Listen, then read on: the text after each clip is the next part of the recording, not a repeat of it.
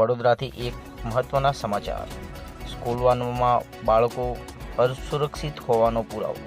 ચાલુ વાનમાંથી સ્કૂલના બાળકો રોડ પર પટકાયા. 2 બાળકીઓ ચાલુ વાનમાંથી બહાર પટકાઈ. ચાલકે પૂરઝડપે હંકારીને બાળકીઓને ફંગોળાઈ.